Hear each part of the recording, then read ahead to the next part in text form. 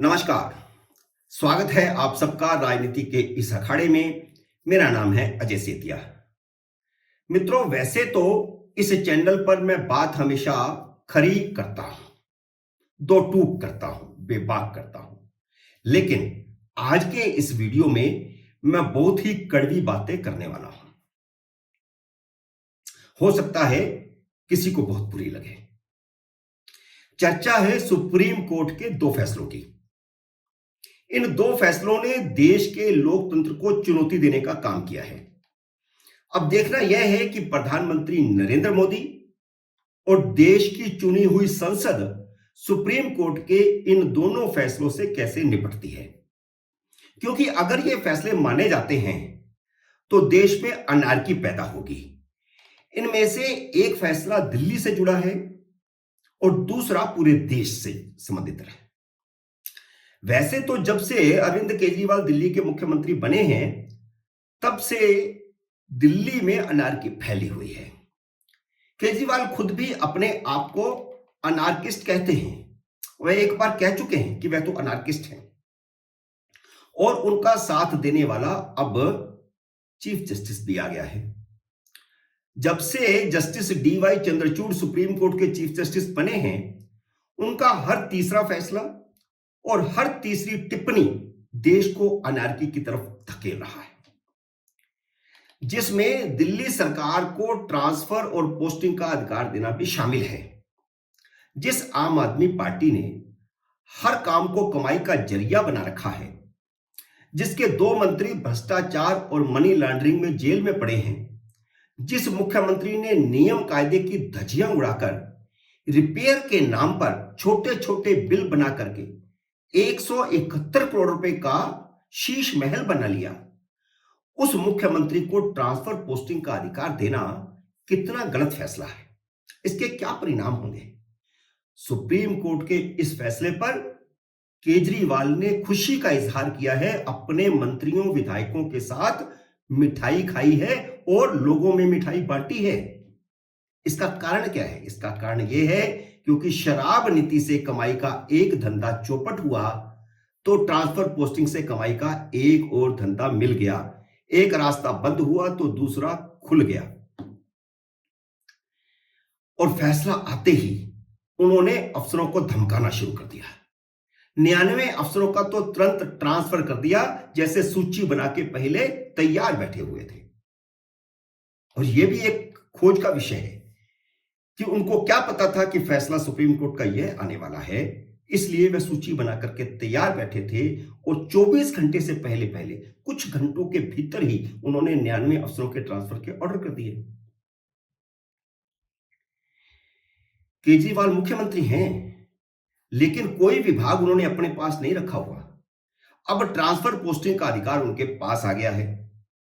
वह किसी भी अफसर को बुलाकर जो भी काम कहेंगे वह काम उस अफसर को करना पड़ेगा, लेकिन उन सब गलत कामों के लिए जिम्मेदार वह अफसर होगा, फंसेगा वही। अब तक तो केजरीवाल के मंत्री जेल की हवा खा रहे थे, अब दिल्ली के अफसर जेल की हवा खाएंगे, क्योंकि केजरीवाल को यह काम आता है कि मलाई खुद खाते हैं, जेल किसी और को भेजते हैं।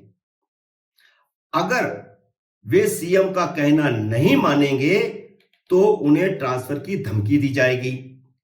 बल्कि उनका पहला ही बयान अफसरों को धमकी देने वाला आया है। सुप्रीम कोर्ट ने फैसला तो कर दिया, लेकिन 2015 का वह कानून रद्द नहीं किया है जो ट्रांसफर पोस्टिंग का अधिकार दिल्ली के प्रशासक लेफ्टिनेंट गवर्नर को देता है। जब तक वह कानून कायम है, सुप्रीम कोर्ट का फैसला लागू नहीं हो सकता। इस प्रक्रिया में समय लगेगा, क्योंकि यह मामला अब सामान्य बेंच के पास जाएगा और सामान्य बेंच 2015 के कानून को रद्द करेगी और इस पर फिर से केंद्र सरकार और दिल्ली सरकार में दलीलें होना स्वाभाविक है।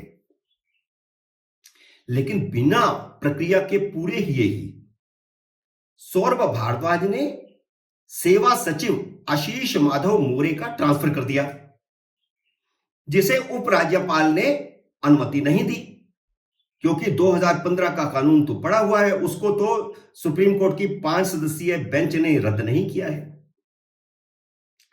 जब एलजी ने उस फाइल को वापस भेज दिया, अस्वीकार कर दिया, तो केजरीवाल 24 घंटे के भीतर ही अदालत की अवमानना का केस लेकर के फिर चीफ जस्टिस के पास पहुंच गए। अब चीफ जस्टिस को उन्हें वह प्रक्रिया समझानी चाहिए, और जो वकील उनकी तरफ से पेश हुआ, अभिषेक मनु सिंघवी, कम से कम उनको तो पता होना चाहिए था कि अब यह प्रक्रिया क्या है, लेकिन वह तो अवमानना का केस लेकर के चले गए। सुप्रीम कोर्ट की 5 सदस्यीय बेंच का यह फैसला पूरी प्रशासनिक व्यवस्था को चुनौती देने और एनार्की फैलाने वाला है। केंद्र शासित सभी राज्यों और यहां तक कि पूर्ण दर्जा प्राप्त गोवा भी और दिल्ली जैसे छोटे राज्यों में ट्रांसफर पोस्टिंग का काम एक समिति करती है, जिसे जेसीए यानी ज्वाइंट कार्डर अथॉरिटी कहते हैं। हर 6 महीने में जेसीए की मीटिंग होती है, जिसकी अध्यक्षता केंद्रीय गृह सचिव करते हैं। इस जेसीए में उन सभी राज्यों और क्षेत्रों के चीफ सेक्रेटरी शामिल होते हैं। लेकिन बिना बारीकी को समझे सुप्रीम कोर्ट की संवैधानिक बेंच ने, 5 सदस्यीय बेंच ने पूर्ण राज्यों की तरह दिल्ली सरकार को ट्रांसफर पोस्टिंग का अधिकार दे दिया, जबकि यह अधिकार गोवा सरकार के पास भी नहीं है। दिल्ली तो पूर्ण राज्य का दर्जा प्राप्त भी नहीं है। यह बात केंद्र सरकार ने एक बार नहीं बल्कि कई मर्तबा सुनवाई के दौरान सुप्रीम कोर्ट को बताई थी। इसी आधार पर 4 अगस्त 2016 को दिल्ली हाई कोर्ट ने दिल्ली सरकार की याचिका खारिज कर दी थी। फैसले में हाई कोर्ट ने कहा था कि आम आदमी पार्टी की सरकार का यह दावा गलत है कि उपराज्यपाल दिल्ली सरकार की सलाह पर काम करने को बाध्य हैं। दिल्ली के प्रशासक एलजी हैं और वह दिल्ली सरकार की सलाह मानने को बाध्य नहीं है। यह हाई कोर्ट के फैसले में था। हाई कोर्ट के इसी फैसले के खिलाफ केजरीवाल सुप्रीम कोर्ट गए थे। 6.25 साल की सुनवाई के बाद आए इस फैसले ने दिल्ली में अनार्की पैदा कर दी है। 11 मई को सुप्रीम कोर्ट ने 2 फैसले किए। एक तो यह फैसला जिसका मैंने जिक्र किया है, और दूसरा फैसला महाराष्ट्र का है।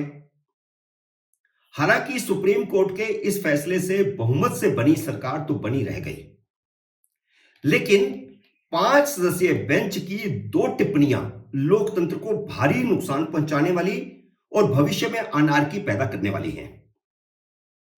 एक टिप्पणी राज्यपाल के खिलाफ है और दूसरी विधानसभा स्पीकर के खिलाफ।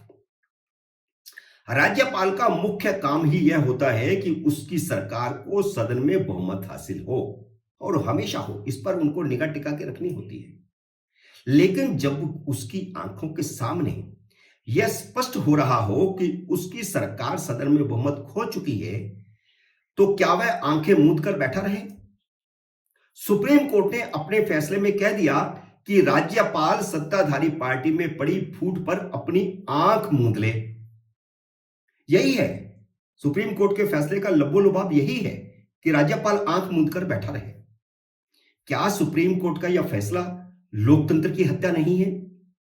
राज्यपाल को संविधान ने जो अधिकार दिए हैं, क्या उसमें यह दखल नहीं है? राज्यपाल अल्पमत सरकार को अवैध काम करता देखता रहे? आपने राज्यपाल को उसके कर्तव्य से विमुख कर दिया है इस फैसले से।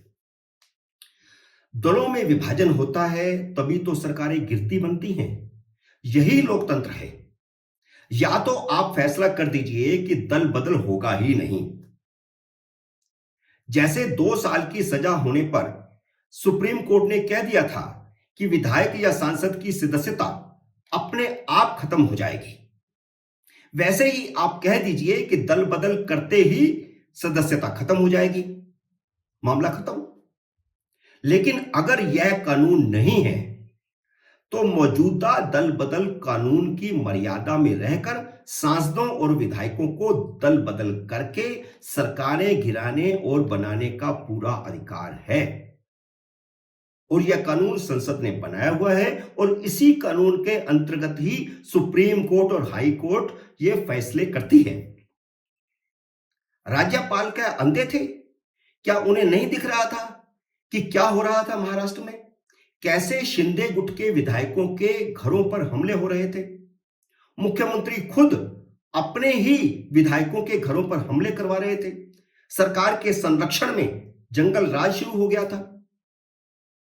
जब सरकार खुद जंगल राज स्थापित कर दे तो क्या राज्यपाल धृतराष्ट्र बनकर देखते रहे?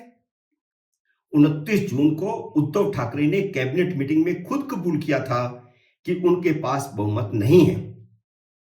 उन्होंने इस मीटिंग में कांग्रेस और एनसीपी के विधायकों का धन्यवाद करते हुए कहा था कि अलग अलग विचारधाराओं के बावजूद आपने हमेशा मेरा साथ दिया, समर्थन किया, लेकिन मुझे मेरी ही पार्टी के लोगों ने पीछे छोड़ दिया।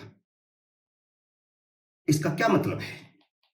राज्यपाल की आशंका कैसे गलत थी? 29 तारीख को राज्यपाल ने उन्हें बहुमत साबित करने के लिए कहा और 29 तारीख को ही उद्धव ठाकरे कैबिनेट की मीटिंग में सबका आभार प्रकट करते हैं और कहते हैं कि उनके साथियों ने उनको छोड़ दिया और यह ऑन रिकॉर्ड है। उद्धव ठाकरे ने बाद में खुद इस्तीफा दिया और यह इस्तीफा इसीलिए दिया कि उनके पास बहुमत नहीं था और सुप्रीम कोर्ट कहती है कि अगर उन्होंने इस्तीफा नहीं दिया होता तो वह उन्हें दोबारा मुख्यमंत्री बनवा देते। यह लोकतंत्र है क्या या अनार्की है? सुप्रीम कोर्ट के फैसले में राज्यपाल पर टिप्पणी अनार्की को बढ़ावा देने वाली है। इसी तरह स्पीकर के फैसले को गलत बताया गया कि उन्होंने पार्टी की ओर से नियुक्त किए गए चीफ व्हिप को मान्यता देने की बजाय शिंदे गुट के चीफ व्हिप को मान्यता दे दी। स्पीकर का फैसला कैसे गलत था? 39 विधायकों ने अपना नेता चुना जो कि शिवसेना के 2/3 विधायक थे, तो उन्हें ही हक था चीफ व्हिप नियुक्त करने का। सुप्रीम कोर्ट के फैसले का तो मतलब यह है कि अब मुख्यमंत्री और प्रधानमंत्री भी पार्टी अध्यक्ष तय किया करेंगे, न कि विधायक दल की बैठक में नेता चुना जाएगा और ना ही संसदीय दल में नेता चुना जाएगा। अब तक तो यही था कि विधायक दल ही अपना नेता और चीफ व्हिप चुनता था और वही व्यवस्था लोकतांत्रिक है। केंद्र में भी वही व्यवस्था है और राज्यों में भी यही व्यवस्था थी। सुप्रीम कोर्ट के इस फैसले ने लोकतंत्र के आधार और परंपराओं को हिलाकर रख दिया है। इसलिए मेरा मानना है कि 11 मई के सुप्रीम कोर्ट के दोनों फैसले लोकतंत्र को नुकसान पहुंचाने वाले और अनार्की पैदा करने वाले हैं। अब समय आ चुका है कि मोदी सरकार सुप्रीम कोर्ट को उसकी हद दिखाने का दो टूक फैसला करे और देश में लोकतंत्र को बचाने का काम करे। और दिल्ली विधानसभा को तो खत्म ही कर देना चाहिए। वही व्यवस्था लागू करनी चाहिए जो इंदिरा गांधी ने 1966 में लागू की थी, दिल्ली विधानसभा को खत्म करके। दिल्ली में फिर से मेट्रोपॉलिटन काउंसिल बननी चाहिए और विधानसभा की दिल्ली में कोई जरूरत ही नहीं है। इस वीडियो में आज इतना ही। उम्मीद है मेरा ये वीडियो आपको पसंद आया होगा। इसे लाइक और शेयर करें और अगर आपने मेरे YouTube चैनल को सब्सक्राइब नहीं किया तो कृपया सब्सक्राइब करें और घंटी का बटन भी दबाएं ताकि जैसे ही मेरा नया वीडियो आए आपको सूचना आए।